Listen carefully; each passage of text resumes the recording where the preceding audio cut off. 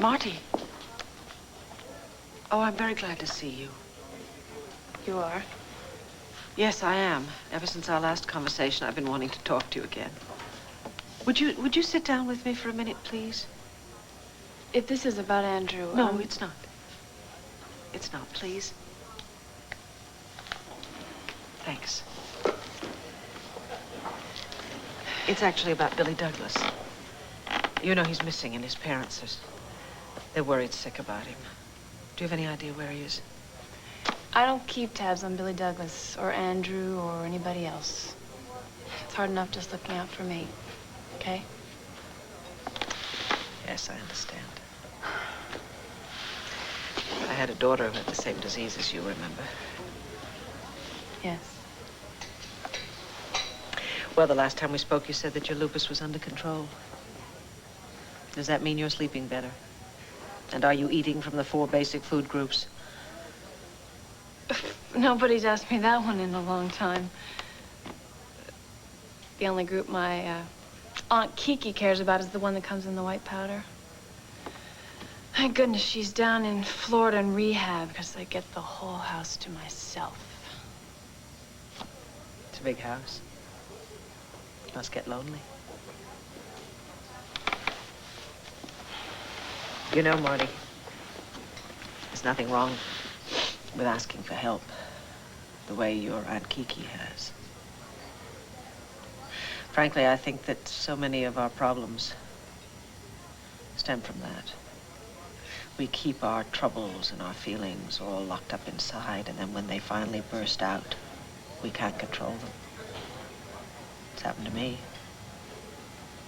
Yeah? Sometimes I miss my Megan so much that I do things just to fill the void. Things that I wish I could take back. Yeah.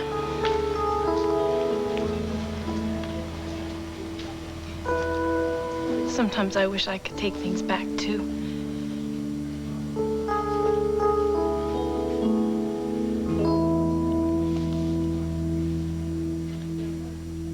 You know, it's good to talk. To let it all out sometimes. Doesn't matter. Won't bring her back. Wait. Who? Wouldn't bring who back?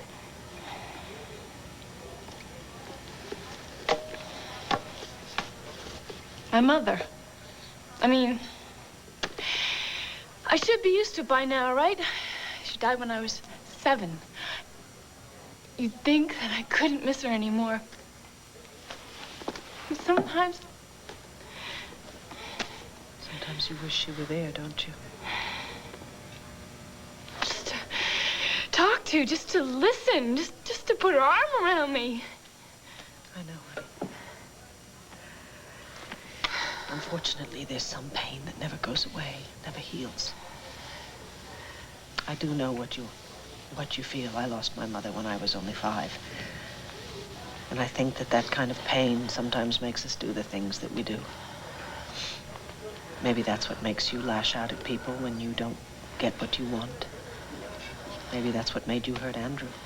I only wanted to be close to him. I only wanted for him to love me and to hold me. Somebody. You know, darling, if you came forward now and told the truth about Andrew, you wouldn't be just helping him, you'd be helping yourself. No, I can't. Yes, you can. You know the emptiness in your life, that gap? You can begin to fill it. And I will help you, and Andrew will help you, and other people that you don't even know, but you have to take the first step. No, I can't. I just can't. I just can't.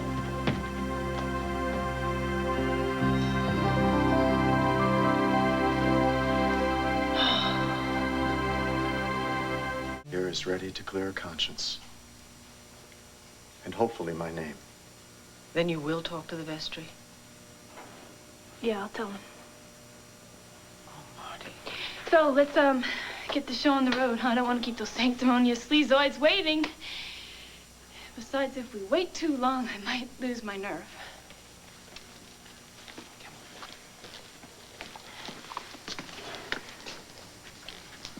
Bishop Graham. I believe you know Victoria Buchanan. Hello, Bishop. Buchanan. And Bishop Graham, this is Marty Saybrook. Listen. Maybe I could just tell you, and then we don't have to go through all these meetings and stuff. I started this whole mess. And I screwed up the Rev's life in a big way. And I'm sorry. It was all lies. They were my lies. So please, could we just drop this whole thing? That is a very economical suggestion. But this whole thing is too involved for the solution to be so simple. There is no vestry meeting. There's no need for one. The vestry members have already come to me with their case, and it is very clear. Bishop, pardon me, but not all the vestry members have spoken with you. I haven't, Renee Buchanan hasn't. This is larger than the vestry, Mrs. Buchanan. It is no longer of concern to the church whether Andrew Carpenter is homosexual, heterosexual, or asexual. What questions he is willing or not willing to answer about his personal life is no concern of the church either. Just wait, now what exactly does concern you then? You are a rebel-rouser and a troublemaker. The Douglases hold you accountable for the disappearance of their son, Billy. You have drawn me into controversies which I have no business to address, such as the matter before the police department. And all this has been most appallingly public. You've been in the newspapers, your face has appeared on television. You've overstepped your clerical responsibilities. You no longer serve my diocese, not so much as your own personal causes. And all this is absolutely unacceptable, Andrew. Pardon me, Bishop, but And this is the bottom line. Right here. What is this, Bishop?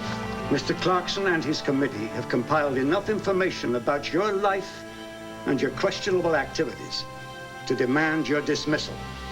Now, I think that would be most undignified.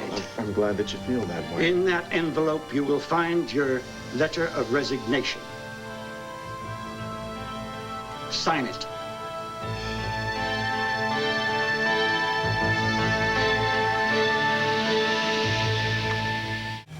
Here is evidence, Mrs. Buchanan, of Andrew Carpenter's inappropriate relationship with a woman who is a member of his parish. So he should seek in other congregations for romantic involvements. Bishop, I cannot understand your point. Cassie Callison is a parishioner he has lately counseled. Now, that is a flagrant abuse of his pastoral privilege, and it's all Mr. Clarkson needs to demand his dismissal. Right. Cassie told me that Clarkson was snooping around. I said she was wrong. I just didn't want to believe that anybody would stoop that low. Well, I find this all rather un-Christian. Don't you, Bishop? Spying on people? Imposing your judgment on their private lives? How's your closet, Bishop? Now there is the right to privacy in action. Privacy is no longer the issue, Mrs. Buchanan. The issue now is the integrity of my diocese. Now, Andrew is jeopardizing that integrity. And I suggest he resign at once before he does any further harm.